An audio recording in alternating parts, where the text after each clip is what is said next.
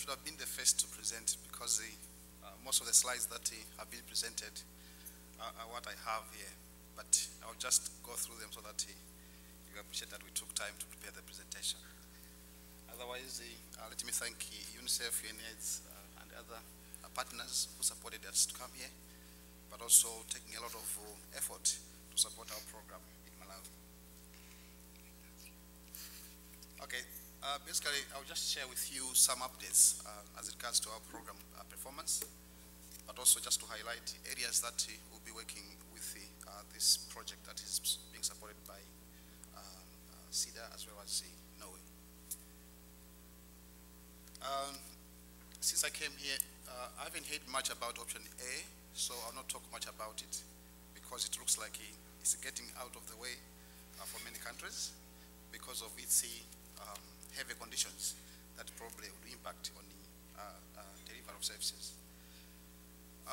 Option B, it's much better than the option A in our case, but still it also had a few challenges, as it was pointed out by one of the slides, which was shown by Chewe and other presenters previously. Just to share with you how we confidently took option B plus as our option in implementing PMCT services. If you look at the chart, it's talking of intervals between pregnancies. Between those intervals, there is a breastfeeding period, and depending on where you come from, in some cases there is no breastfeeding at all before the next pregnancy. But as you go down, you see that some countries, the breastfeeding take a long time before the next pregnancy. So in principle, if you go down the chart, you find out that some countries will not have time to stop ARVs once they're started in a pregnant woman. So it means the stop element of stop, or start, stop, and start, as it is in option B, it will not work in some cases. And Malawi is one of the countries down there, that chart. So we chose option B plus. This time it's a lifelong ART.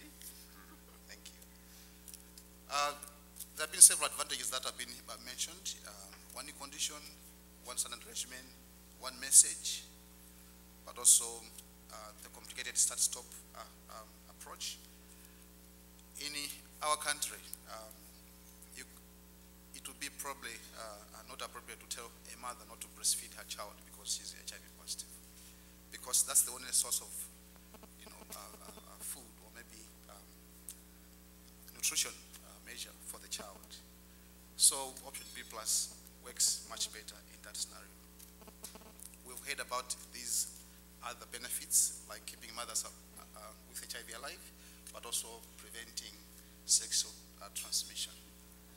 So with our program, we have intensified our testing and counseling services, but also we have close to 650 sites which are providing ARVs, and 585 of them are actively practicing option B plus, as we'll see, Q4 of 2012. For the general ART program, we have close to 80% of retention among the adults at 12 months, in the children 81%. With our option B plus, which we started implementing in third quarter of 2011, we've seen that we've increased the coverage or access to the PMC services, as it was pointed out this morning, close by 700%. And the retention at 6 months is at 84%. At 12 months, it is almost 80%. But we're still worried with the 20% that is there. So, as I said, option B plus was started in 2011, third quarter, and we saw an increase in terms of those that we put on treatment through option B plus. Now, over time for the general ART program, we've seen that we're enrolling people who are healthier, but at the same time, we're seeing less deaths during the first months, 3 months of enrollment in our ART program. And much of that contribution has come due to option B plus implementation. In terms of retention, we have seen an increase, like on what percentage of people are retained over a given period of time. In this case, we're talking of 12 months, 24 months, and 6 months. And over the time, we have seen that beautiful improvement. Now, with this project, we're already implementing option B+, but as I said, there are a few areas that we need to look at. And also, during the process of choosing areas of interventions, we had to come up with the maybe 7 districts that are not like implementing the program very well, improve their performance so that they contribute to the number of people we are assisting in the system.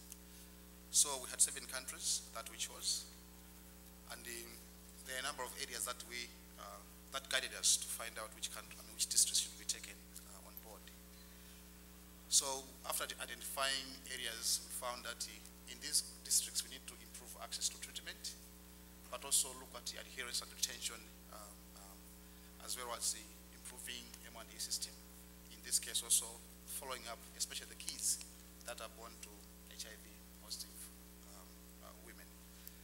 Then at a later stage, our partners will see how they will support each district depending on their district plans. So as I said, adherence and M&E, our main focus in seeing that those 7 districts are doing much better.